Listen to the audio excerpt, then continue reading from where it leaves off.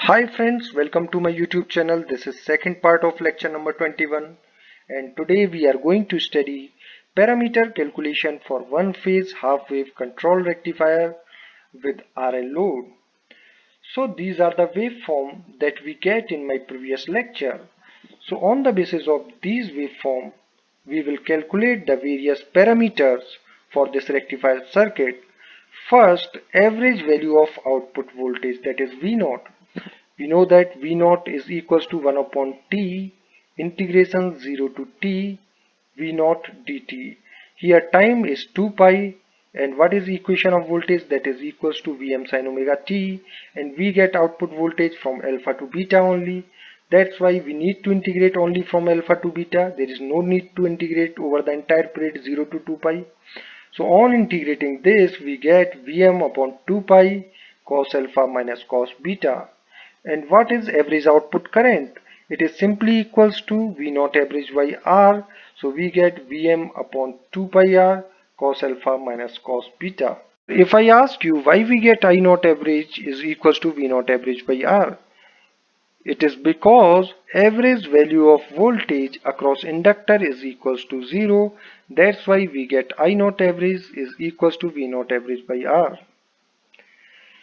Now, what is V naught RMS? It is simply equals to 1 upon 2 pi integration alpha to beta square of voltage V naught, that is equals to Vm sin omega t square dot d omega t.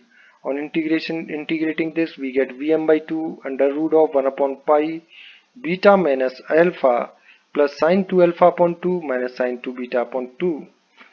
But from exam point of view, only this V naught average and I naught average are important. Here load is current step. Why current step? Because voltage and current waveforms are not similar. And this is half wave control rectifier. And here, as I already told you, whenever you see current step load, then output power P0 is always given by V0 average into I0 average. So output power P0 is equals to V0 average into I0 average. To calculate the power factor, we have to simply put input power is equals to output power, and we know that input power is equals to Vs RMS into Is RMS cos phi. Cos phi is the input power factor, Vs is the RMS value of input voltage, and Is is the RMS value of input source current, that is equals to P0, and I told you P0 is equals to V0 average into I0 average. So from this equation we can get the input power factor cos phi. Now what is conduction angle of thyristor? We know that thyristor remains turned on till we get the output current I0, and we get the output current I0 from alpha to beta. That's why conduction angle of thyristor is simply equals to beta minus alpha. Now what is beta? This is also already been told to you in my previous lecture that beta lies between pi to 2 pi minus alpha, because for R load this beta is equals to pi, and for L load beta is equals to 2 pi minus alpha. So for RL load this beta will lie between pi and 2 pi minus alpha. Now what is peak inverse voltage? See, this is 3 pi by 2. Okay, so if beta is less than 3 pi by 2, then what happens? The waveform that appear across the output voltage will be like this. So when beta is less than 3 pi by 2, then we get maximum reverse voltage, or that is peak inverse voltage, that is equals to Vm.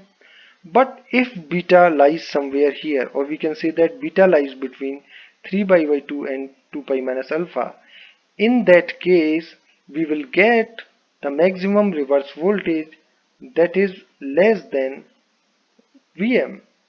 Okay, so if peak inverse voltage is equals to Vm, then it means beta is less than 3 pi by 2.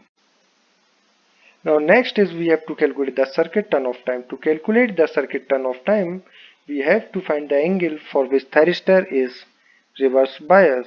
Here from this waveform we can see that thyristor is reverse bias for this braid, And what is this period?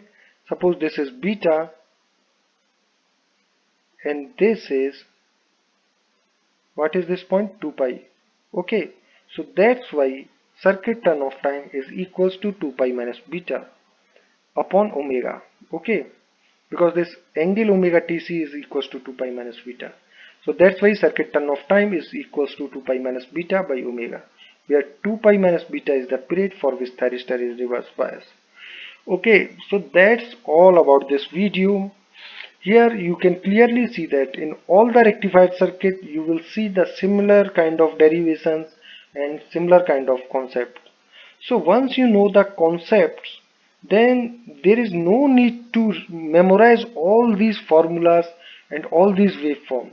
So here, as I told you earlier, that power electronics is a very conceptual subject.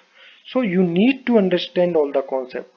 And once your concepts are clear, then power electronics is very easy subject. So I hope you like this video. Thank you. Jai Shri Ram. If you got the knowledge and concepts from this video, then please like the video and subscribe the channel. You can give your views and ask any questions related to this topic in comment box. Also share this video with your friends because sharing is caring. Don't forget to press the bell icon to get the notification of my upcoming videos. Thank you.